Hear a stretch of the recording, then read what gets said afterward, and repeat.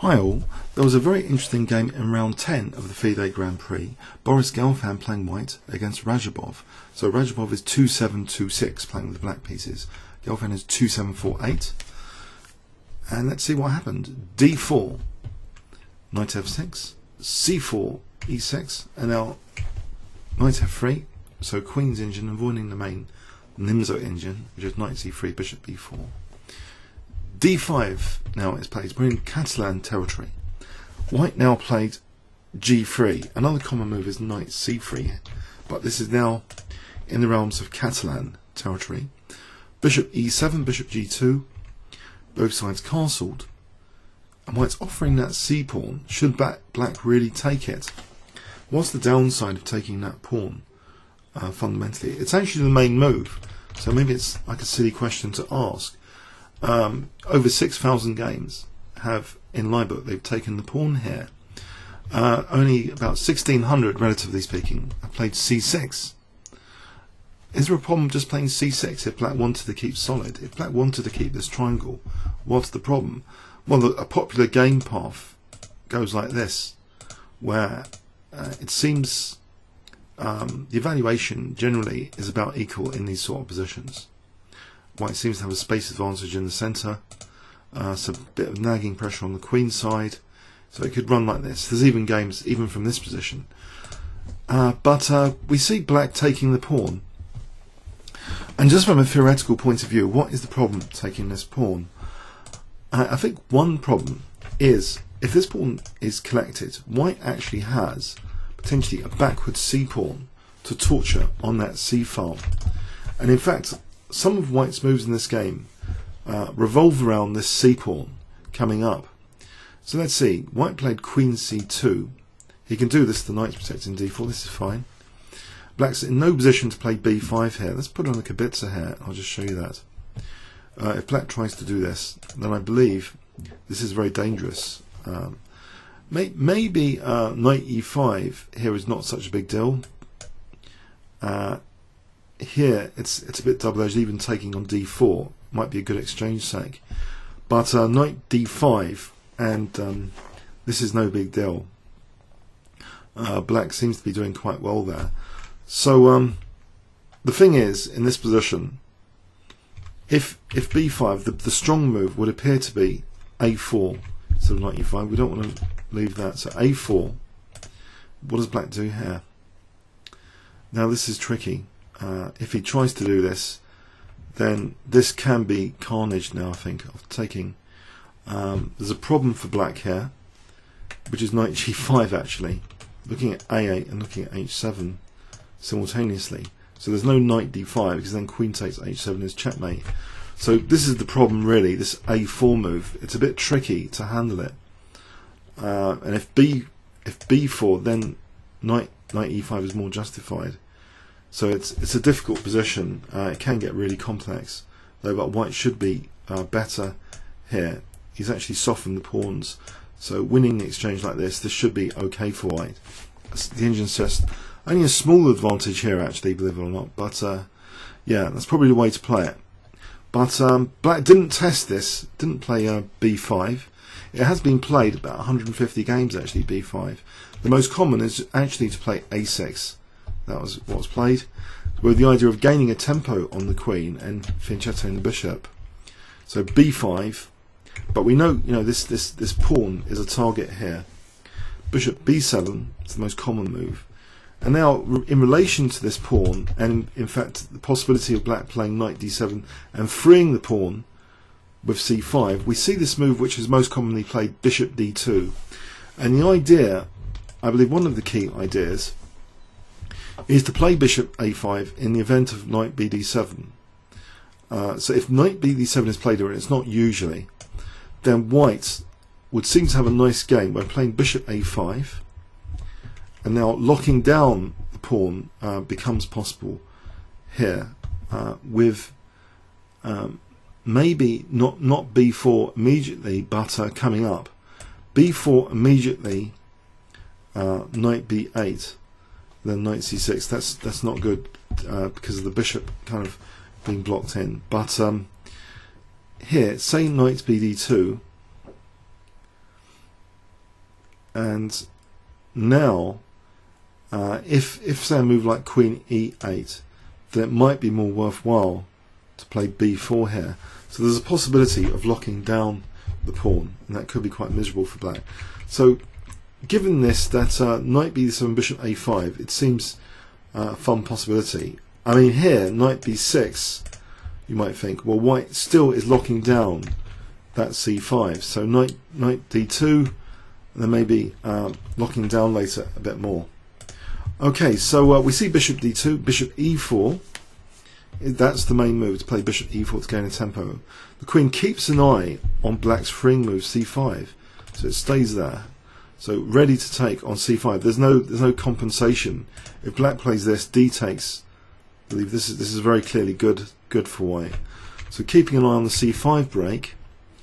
Now the bishop went back, and now again, here we don't want to enter into a repetition with Queen C2, bishop E4.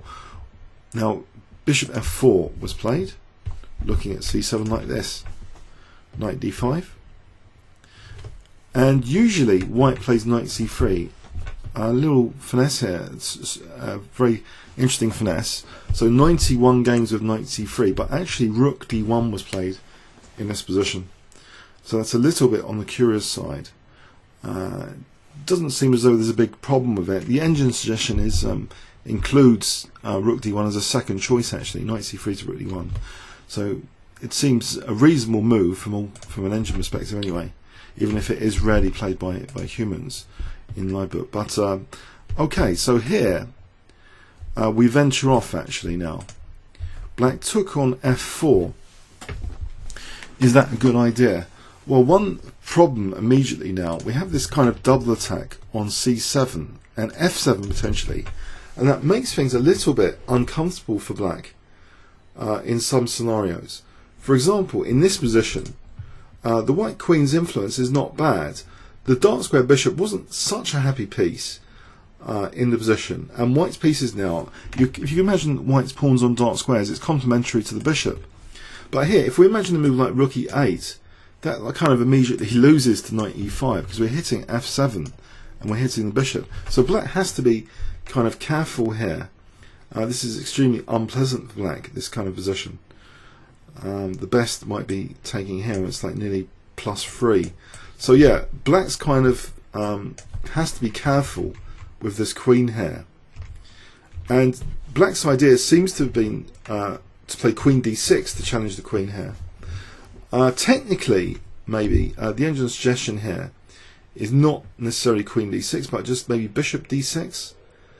This position, so that shields C7 as well. This should be, for example, like this. This should be okay, potentially for black. Maybe to slowly try and prepare even C5 later, or even consider it very shortly. If for example knight C3, okay, we can try and arrange for C5 at some point. Say Queen E7 with an idea of C5. So that seems not totally unpleasant for black if this C pawn can be liberated. It's a strange game around C7, I've got to say, because Queen D6 was actually played. This might not be the ideal sort of move here. White actually just kept the queen staring at each other with knight BD2. So there's a potential lockdown opportunity if knight B3, and we can lock down against C5 later. Here you might think, can C5 be played in this position? Or does black want to like exchange queens? If C5 here, this might run into a little bit of trouble. Taking knight E5 leaves kind of initiative for white here. So looking at the bishop, say this position isn't totally ideal for black, because white is quite quick on this C file. So even though black's rid himself of the C7 weakness, this looks to be very actually quite pleasant from the white perspective. Maybe knight E4 even here. This looks to be a slight pressure which is uncomfortable. The knight coming in here restricting this knight. So even though structurally it would seem like it's totally symmetrical, but white's piece activity makes this unpleasant. The engine suggests this is a clear advantage. So it seems a difficult issue, this c7 pawn to deal with. And we see Radjabov playing knight d7 actually here. So he doesn't mind the exchange of queens. He might actually take with the c pawn. If queen takes, maybe c takes d6, just get rid of that structural issue. But white keeps the tension of the queens staring at each other, plays rook ac1, and there's a constant idea now that white's going to be playing rook takes c7 because the queen's got the defense indirectly on c7 if the rook takes. Now in this position, a tricky move rook ad8 was played.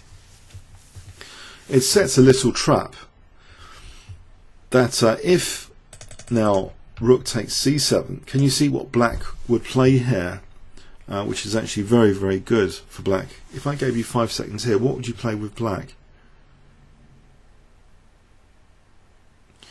Okay, you can interrupt the defense of the rook with e5, so that's actually forcing white into an exchange sack, which isn't so clear. So say like this, yeah, it's better for black.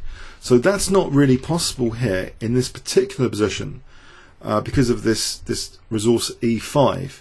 So white actually, instead he clamps down on the c7 pawn. A lot of this game revolves around c7. You know, the main backward pawn, in inverted commas, of the position. You know, backward pawns are like often exploitable weaknesses. White's trying to just restrict it for the moment. Doesn't mind the exchange of queens. It would reinforce white's control of the e5 square. We see now bishop d5. Okay, so bishop d5. Why you might think, well, maybe knight a5 is on the card, so it's kind of prophylaxis against that, and maybe trying to discourage, you know, a movement of the knight as well. So bishop d5. So here knight fd2 was played, where white might actually be tempted potentially to take on d5, and then maybe consider other options after that. Knight b6 now was played. The engine suggests actually here that taking the queen off and then knight b6 might be the more accurate way to play this. You see in this position, this is actually offering the c7 pawn, it seems. Why would black want to do this? Well, actually here it can be treated as a virtual gambit. If rook takes c7 here, bishop d6, it almost kind of backfires a bit on white, because black's pieces are actually quite good and the rook looks a bit odd there. But apparently this is okay for white. This sort of position here is good for white. But anyway, in this position actually the queen wasn't taken off. We see knight b6, and now the e5 trick is not working so well. So black is actually gambiting the c7 pawn here, and it is actually taken. The e5 trick here, simply white can just take on e5 without too much punishment. There isn't a major disaster on the d file, etc. Taking here, it's okay to just play a takes b3 here. Bishop b4, you might think a bit dangerous, but this position, there's rook c2 for example.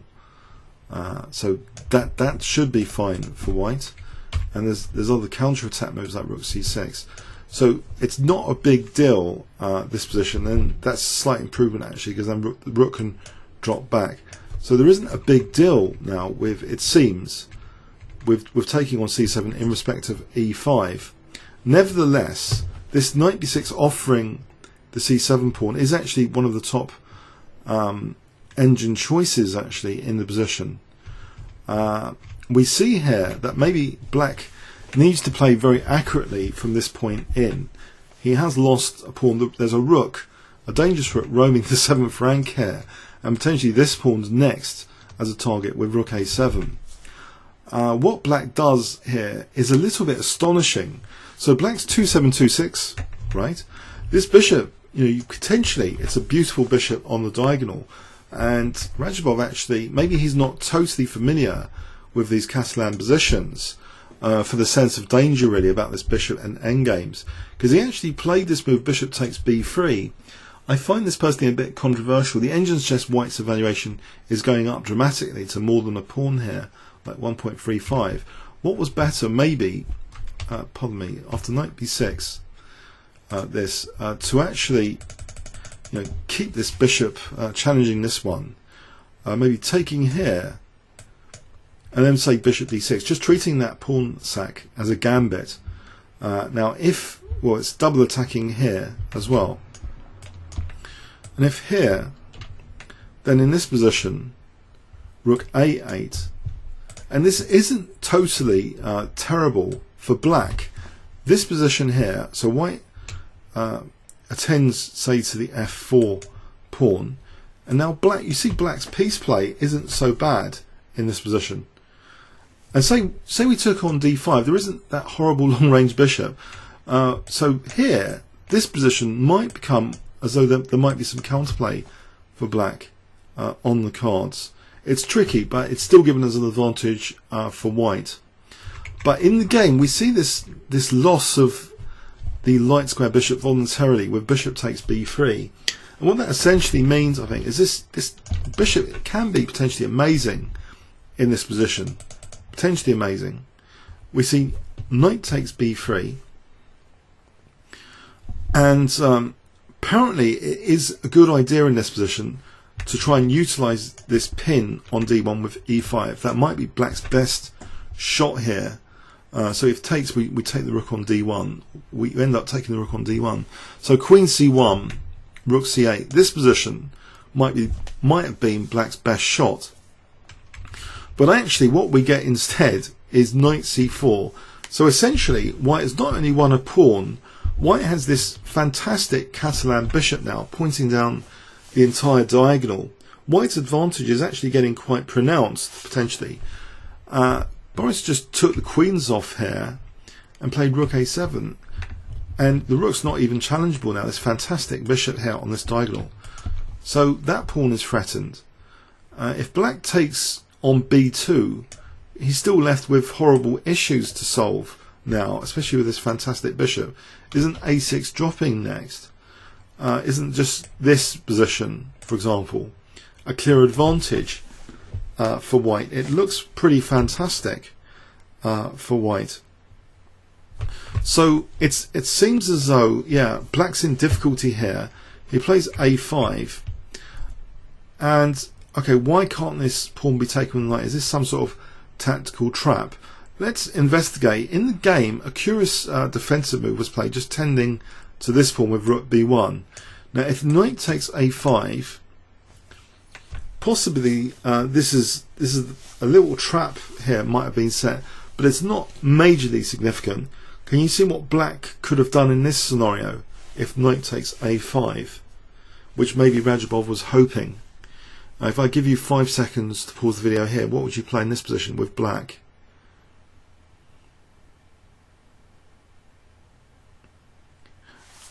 Okay, it's only the rook takes the knight. There's bishop c5 actually, exploiting the pin.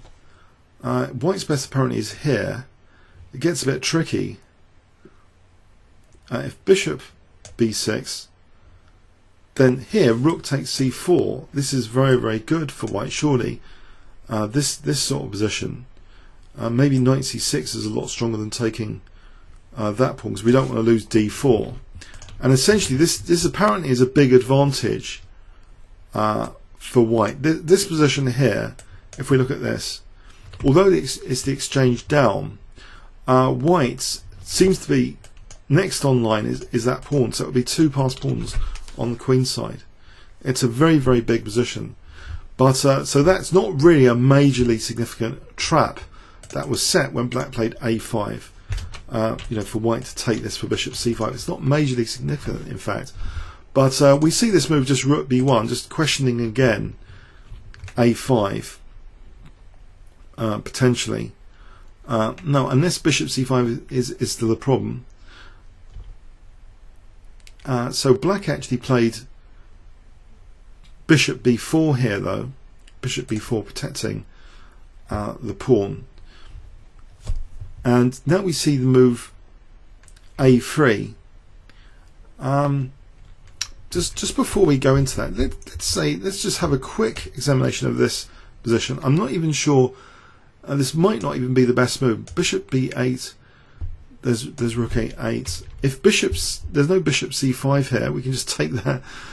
So yeah, this doesn't look as though there's that much compensation for black in these scenarios.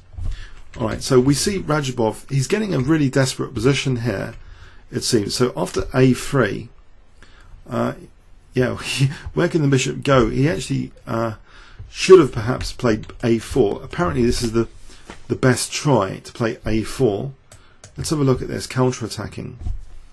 And white's best might be knight c5 here. Might even be stronger than a takes b4. It's a bit of a flip-up between knight c5 and a takes b4. Both seem promising. So say knight c5. Here, for example, this c-pawn looks dangerous. It seems this might be too slow, given the c-pawn, and also bishop c6 is nasty.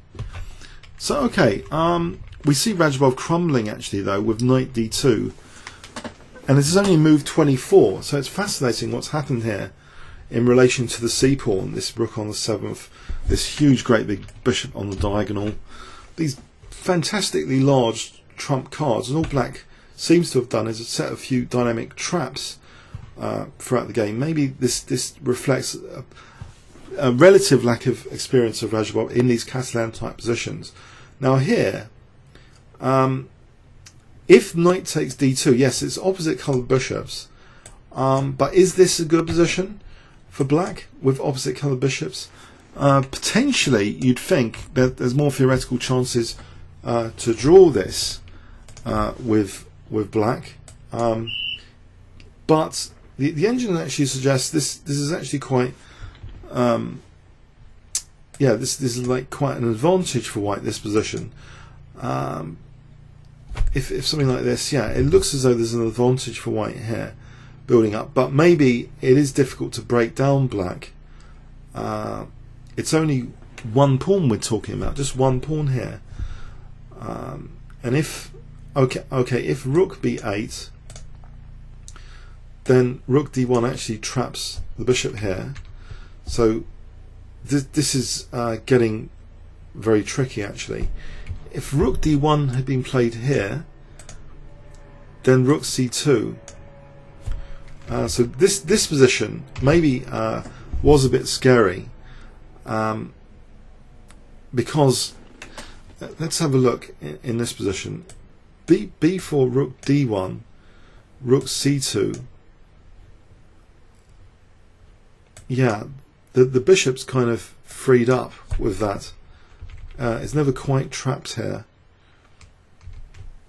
Rook d1, yeah, there's always like rook c2, and yeah, the bishop's, yeah, it doesn't seem at all trapped. So it's only in the variation we've just checked out before that if rook b8, that really needs the rook c2 resource, otherwise rook d1 embarrasses the bishop. Okay, so let's go back. So knight d2, yeah, it would seem as though